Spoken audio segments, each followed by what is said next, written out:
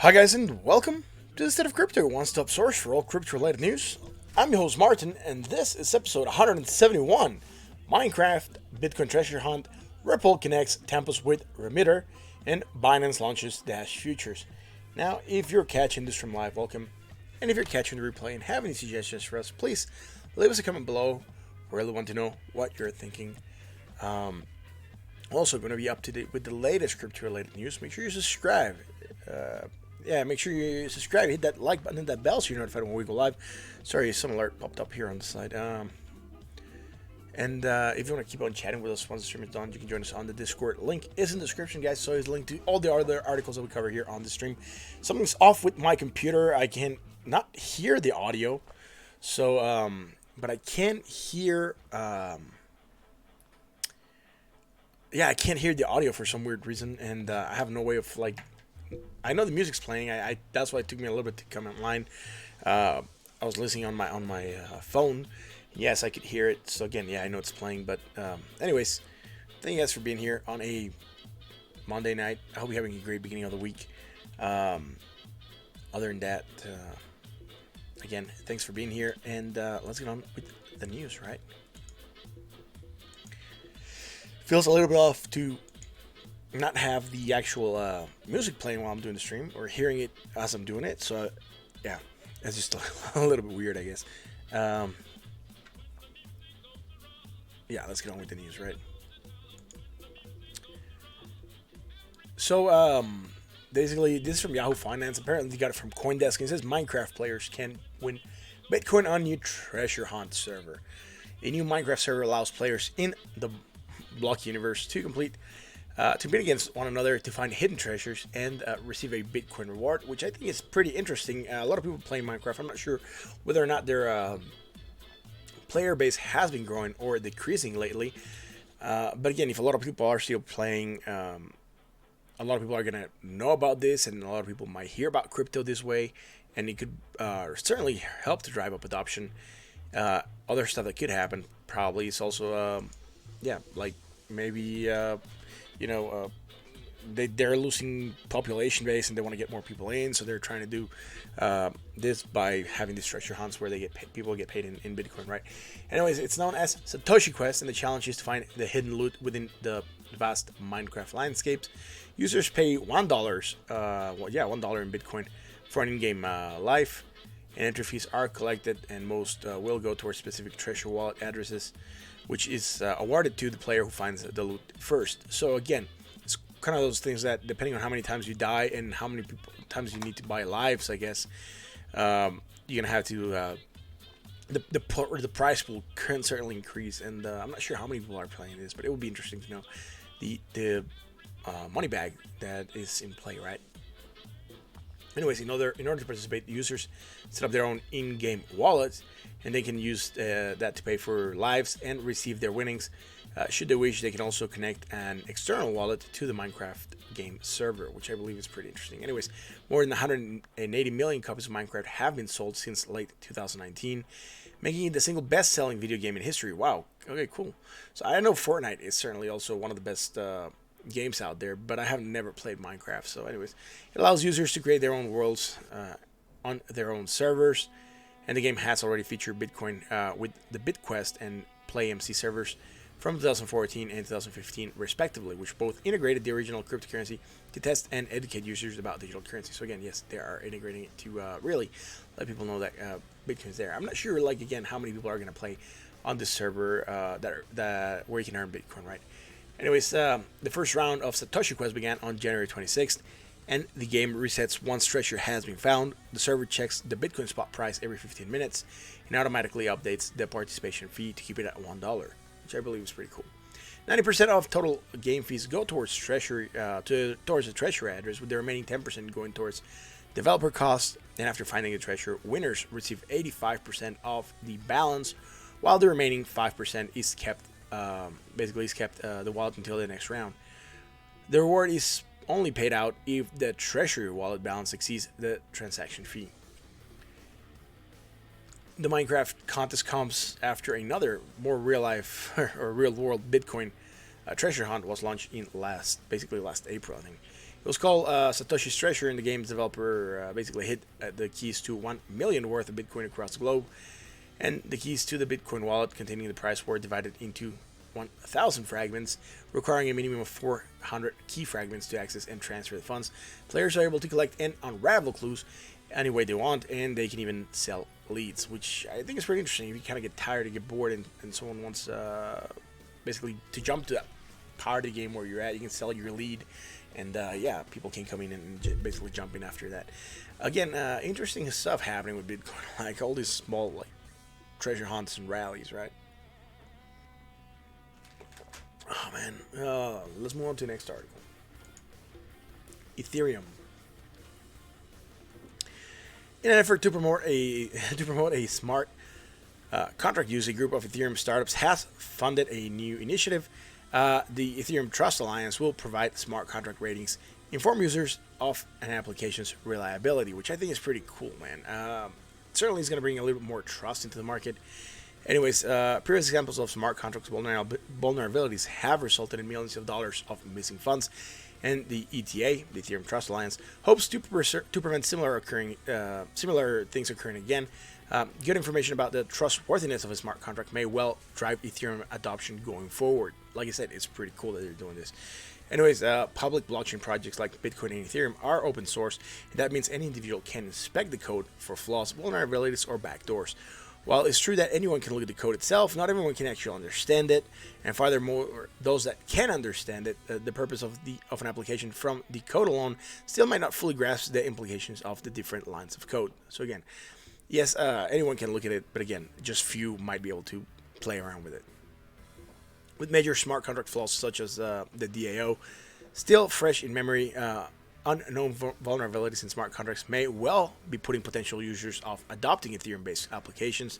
And aiming to address this, the Ethereum Trust, that's why it's being created, the Ethereum Trust Alliance. Anyways, forming the ETA are various blockchain startups.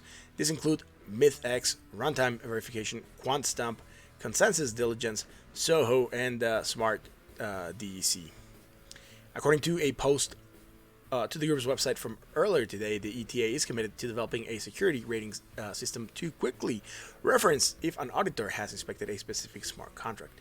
Such a system would allow Ethereum users to quickly tell if a smart contract has had known flaws, making its use potentially risky. The authors of the post liken the new system to existing credit rating agencies such as Moody's, right? So again, what they're trying to do is basically create reliability within the Ethereum ecosystem, which I think is pretty cool. It was, according to the post, Ethereum Trust Alliance hopes to create a registry of smart contracts with these security ratings, and this will allow potential users that lack a technical background to make a more informed decision about whether to use the contract in question, which I think, again, that is key, man. Having that security or giving people that feeling of like that they're being safe and what they're doing is right, or they're not going to get screwed and everything's good, that's going to be key for adoption, right? So I do believe it could certainly help drive up adoption. We do have this other article from XRP. It says Tempus is a U.S. financial service company providing foreign exchange. This is from the XRP Arcade, from Leonidas. And again, the article's not that long. Once it goes about Remitr and about Tempus, it's just basically about those companies. So what we're looking at is just basically the chocolate center of the cake, right? Which is like the first 4 paragraphs. Anyways, Tempus is a U.S. Financial service company providing foreign exchange and FX solutions. That's the same thing. For paying overseas suppliers. Tempus has recently gone live on Ripple Network, enabling same-day Canadian dollar wire payments in addition to local Canadian dollar and US dollar direct debits from bank accounts based in Canada. According to an announcement published in September 2019, the integration connects Tempus to a Canadian payment provider, Remitr. This fintech trifecta offers considerable value to our clients by ensuring the quick and secure delivery of Canadian dollar payments and by streamlining the collection of Canadian dollars and US dollar payments in Canada through ACH debit. And coupled with a cross-border settlement between Remitr and Tempus, thus enabling seamless business payments between Canada and the USA, which again is pretty cool. When funds start to flow freely and quickly, people are gonna see cash in their accounts much faster, which again will make them be able to use that cash quicker. And again, it's going to be better for business, right? The quicker you can have the funds, the quicker you can use them to create more and then be able to do more with them. Anyways, RippleNet is Ripple's global network of banks and payment providers, supports payments in fiat. Sorry, getting a message here on the site. And fiat, basically. Currencies like the US dollar, Canadian dollars, and euro, and it's a secure, fast, and cost-effective alternative to legacy SWIFT system. Working with Ripple also opens Tempus up to the possibility of directing additional currencies across the network in the future. Should future demands arise, Tempus is well aware that RippleNet is also allows for the use of digital asset XRP. Damn, something's going on the wall, man. Like I think there's a staircase right behind this wall, and man, there's a lot of noise going on. Anyways, Ripple platform is a powerful emerging technology that provides a more flexible, secure, and scalable payment network compared to legacy systems like SWIFT, noted Tempus Director of Operations William Vigliotta. He also added that he believes RippleNet could open up additional payment corridors for fiat currency transactions over time to speed up payment delivery in a high secure and more cost-effective manner. On to the last article. Man, for some reason they weren't loading. Binance announced that its futures trading platform, Binance Futures, is launching a new perpetual contract product, Dash, to the USD Tether at 8 a.m. UTC on the February 4th, 2020. To prevent market manipulation, Binance will implement a pricing limit of plus minus 1% on the market price within the first 30 minutes after trading starts, which, again, them taking steps to prevent market manipulation is pretty cool.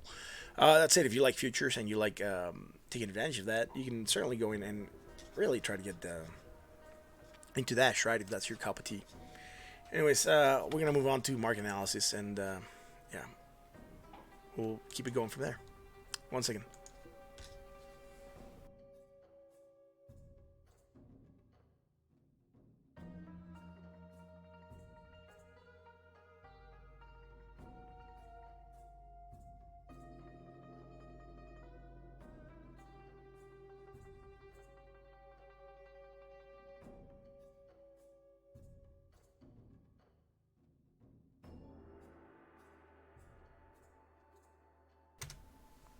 And we're back. Thank you for staying here with us. I'm not sure if Spotify ads have come online or not yet. Maybe they'll come after this track. Again, I usually stop them and skip them because they're quite annoying. But I really don't have any way to know because right now I'm not listening to what's playing. So I'm not even sure what song is on right now. I can tell on Spotify that it's a song, but I'm not sure whether or not the anything else happened since. Anyways, what's happening with market cap?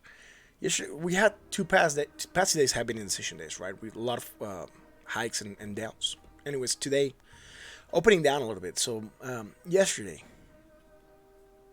from an opening of 253.96 billion, closing at 254.36 billion, basically, why is this saying negative? This is off. I'm not sure if you guys can see this. And if you can, please. You'll see here a number for the opening, right? And you'll see here a number for the closing. And then I'll say negative. Really? It opened at 253 and it closed at 254. That is up. Like 1, right? Well, not even 1, but 400 or 300 or whatever it is. But over here it says negative 305.5. And then over here it says negative 0.12. Which again, it's really off. It shouldn't be there. Anyways, right now moving down and here the opening still says 254.2 billion. Close right now sitting at 253.09, a 1.27 billion dollar move to the downside, or 0.50%. That's it for market dominance. For market cap. Where's Bitcoin dominance? Bitcoin dominance at let me see this. 66.43% of market cap. Yesterday lost dominance 0.31% from an opening of 66.69, closing at 66.43. Right now moving up a little bit, 0.01% from an opening of 66.42, sitting at 66.44. Like we said earlier, right? That's where we're sitting at in market dominance. And again, I'm happy that dominance for Bitcoin has been going down. It gives alts a better chance to really stand against price movements, right? For Bitcoin shifts in price. Price of Bitcoin, 9,259, been going down right now. So, yeah, 2,559.54, that's where it's at. We had divergence, price action to downside, nothing since. Impulse up, you could say we're consolidating. It just seems like sideways motions. And symbol above that 20 simple moving average. Let's look at 200 simple moving average real quick to see where it's at. That 200 simple moving average is at 8,868. So again, we're well above it right now, and I'm happy about that. Again, above that means we're in the bull trend. Below that, we're in the bear trend, right? That's why it's key to look at that.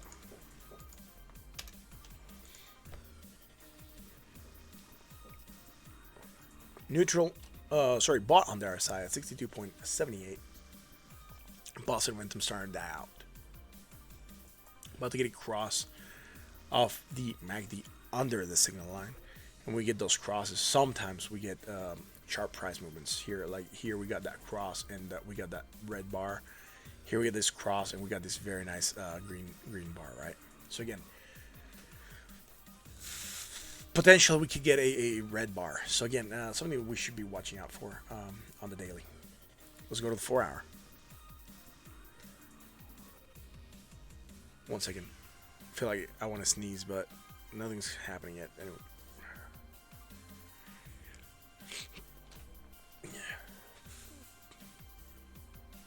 We had divergence, bullish, hidden, or strong bullish. We called it out.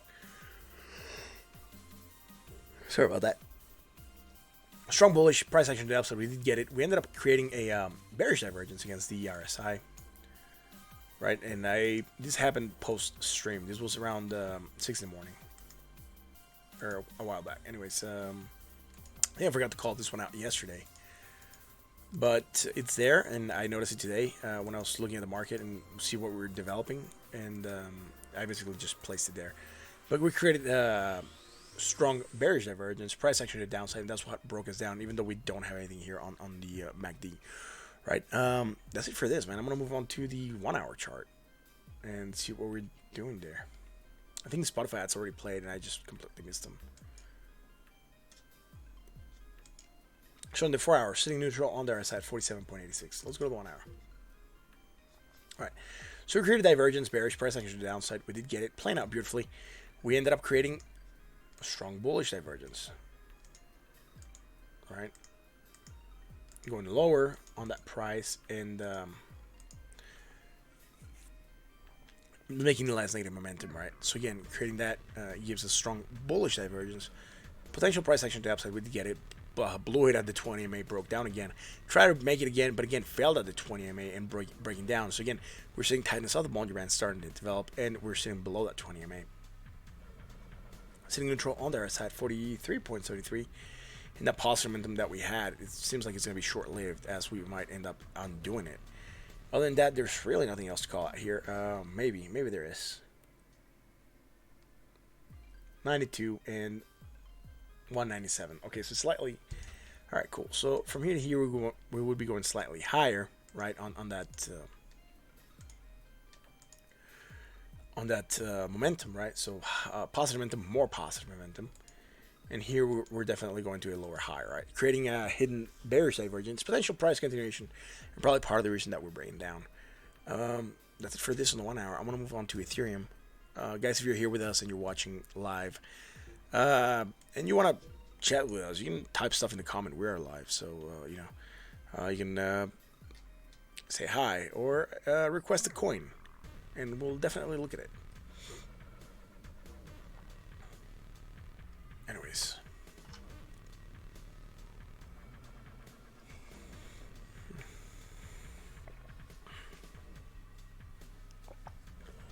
What is happening with Ethereum market cap? Yesterday gained dominance 0.84%. Today you're losing it 0.60%. Sitting at 8.12% of market cap. The price of Ethereum at $188.01. And that's fine. Let's move. See, we had divergence, right? Breaking down. Again, starting to break down a little bit, so that's fine. Nothing else happening on the daily, man. So high, positive momentum, less positive momentum. High on the RSI, lower on the RSI. Sitting bought on the RSI at 68.93. Man, I'm super tired, man. Let's move on to the 4 hours. Yeah. What's going on? So high, higher high, right? Positive, overbought, and high on the RSI, lower on the RSI, but still overbought. Anyways, creating bearish divergence, potential price action to the downside. We're seeing this movement to the downside, almost getting at the 20 simple moving average, but really not quite touching it and trying to bounce from there. Right now, moving down, we might actually touch it and see if we hold it on that momentum. Are we doing something? Let's see.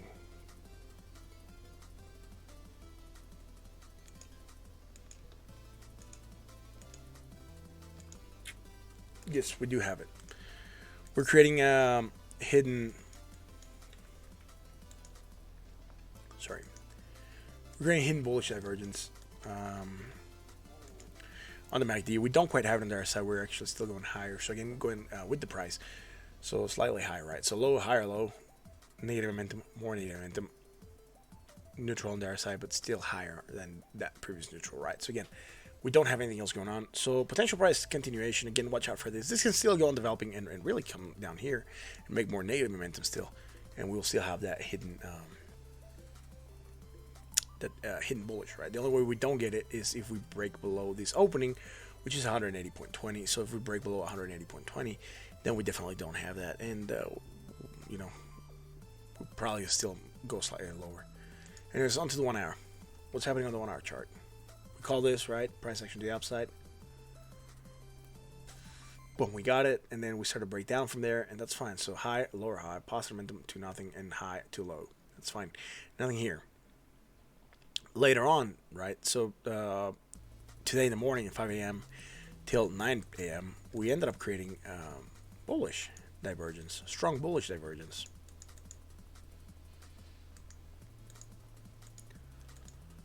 What does that mean? Okay, so that means we're price action to the upside, right? We did get it. Failed, then tried to get higher, and then failed again. And started to move down. Why are we doing that? Let's see. High, lower high, positive momentum, less positive momentum, high, low. We really don't have anything here that is bearish. Probably just regular market motion, man. So we're going from even more immediate, right? High to new high, right? So high to higher high. Nothing, so negative momentum to positive momentum, and lower to high. That's it. Man, I can't stop yawning, man. What the hell's wrong with me? Man, it's so annoying, man. I'm not sure why, man. I'm tired, but I'm not that tired of yawning all the time. Anyways, let's go to the daily for XRP, man. Yesterday, getting a little bit of dominance, 1.47%. Today, losing a little bit, 0.61%. Sitting at 4.34% of market cap. Really want to get this above 5 again. It has not recovered as well as Ethereum has.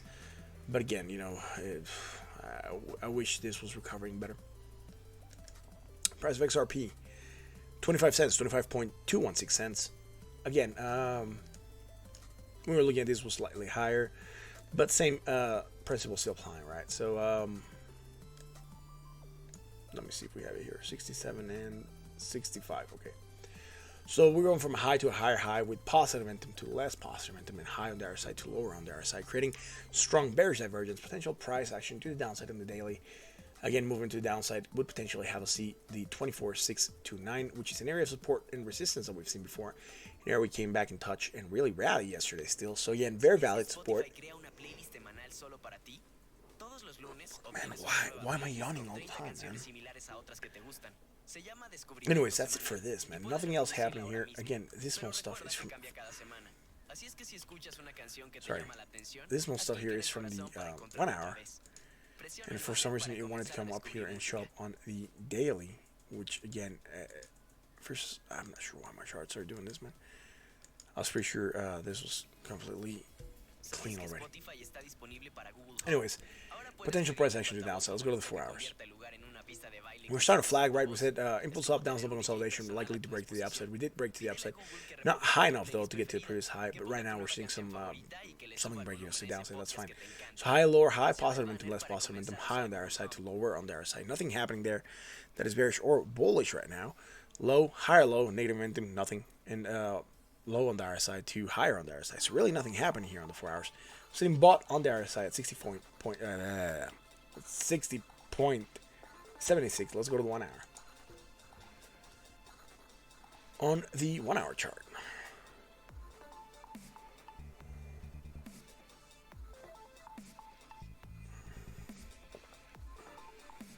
On the 1 hour chart, what's going on? Alright, so we're within this flag. We ended up going from a low to a lower low. This was at 4 in the morning till 9 in the morning. So more or less the same time that Ethereum did its thing. And I did this earlier on today when I was looking at the market. But anyways, divergence, right? Price action to the upside. Boom, we got a nice rally. And right now we're starting to break down. We don't have any divergence here, right? This part here. Or even this high. High, lower high. Positive momentum to less positive momentum. High on their side, lower on their side. That's fine. Now within this island, right? High, lower high. Positive momentum, less positive momentum. High on their side, lower on their side. Again, nothing that's bearish that's breaking us down. Again, it's probably just market motion. We seem to have come near these 20 MA and bounce from there, rejecting lower prices. But again, let's wait and see how this hour closes. And take it from there, right? Sitting neutral on there, I at 53.89. Let's go Litecoin. Oh, by the way, Benny, dude, you're in the subway. I read your comment pre-stream, man, and I just forgot to comment on it. But thank you for joining us earlier today, Benny. I hope your subway trip is good. And, yeah, I hope you can catch the stream once you get home, brother. Really appreciate your support, man, and showing up for this channel. What's happening with Litecoin dominance? Yesterday lost dominance 0.31%. Today losing dominance 0.59%, sitting at 1.74% of market cap. Price of Litecoin $69.10. We broke down from 70, man. Ooh. Not really that bad, man. Let's see what's happening. Well, yesterday price action downside. Today is still breaking down, and that's fine. We have strong bearish divergence. We called it out. We knew the movement to the downside was potential, and it could happen, and it's starting to develop, so that's all fine, right? On the other side, even. Let's see, 75 and 76, so going slightly higher. We don't have it there. Sitting overbought at 71.86. Let's go to the 4 hours. The 4 hours, we had this. We're tracking divergence, right? This hidden bullish, and we can still go on tracking it, right? Like I said, this price can still come all the way down here, and this can still go on building even lower. And we'll still have this hidden bullish, right? So again, potential price reversal. We seem to have tried to go up, but really that 20 MA seems to be giving us a lot of resistance. Hit it once, 2, 3 times, and rejected getting above it. So again, not much we can do there. Sitting neutral on there is at 52.55. Let's go to the 1 hour. On the 1 hour chart. So last thing we had was bullish divergence, a hidden bullish divergence. Price continuation, we did get a rally, still lower than our previous high, also making less positive momentum, that's fine, and also lower on the RSI. So really nothing happening that's bearish. Let's see this. All right, cool. So low, higher low, negative momentum. Less negative momentum, that's fine. It seems to be congruent with the price, but maybe on the other side we do have something, right? So there we go, 1 hour, everything. Okay, cool. And here we're going lower still, right? So all right, so we're going slightly higher, and here we're going lower, creating hidden bullish divergence again. Sorry, tried to rally, right? Fell to 20 MA once, got above it, but then fell and broke below it, and right now we're still below at 20 MA. Some indecision happening. But really nothing else other than that. That's it for this on the daily. Sitting neutral on the RSI at 42.88. Now I'm going to move on to Binance. What's happening with Binance on the daily? Yesterday, it gained a little bit of market cap, 0.20%. Today, gaining down is still 0.10%, sitting at 1.13% of market cap. Price of Binance at $18.44. Again, bearish divergence, potential price action to the downside. Seeing some indecision, right? Even making negative momentum right now. The last couple of days, we've just barely moved, man. Getting some tightness of the Bollinger Bands. And sitting bought on the other side at 64.04. Let's go to the 4 hours. What's happening on the 4 hours? Divergence, right? We had hidden bullish, price action to the upside. We did get it. Fell below 20 MA. Try to rally again. And low, so from here, low, lower low. Negative momentum. More negative momentum, low on the other side, lower on the other side. Now this, although it played out, you can still go here, and still go here, and still go here, man, right? So any in this still makes sense for this. And it's still a higher low than the previous low, a more negative momentum, and even lower on the RSI, creating that hidden bullish divergence. Potential price continuation. Got that rally again. Right now, we seem to be holding the 20 MA. Got above it, we got below it once, and then got right back above it with the next candle, and then really trying to hold it, even though it seems that the bears are coming in and pushing the price down. Bulls managed to keep it above that 20 MA, right? Sitting neutral on the RSI at 55.0, right? Nothing else happening on the 4 hours. Let's go to the 1 hour. On the 1 hour, what's going on? Let's see.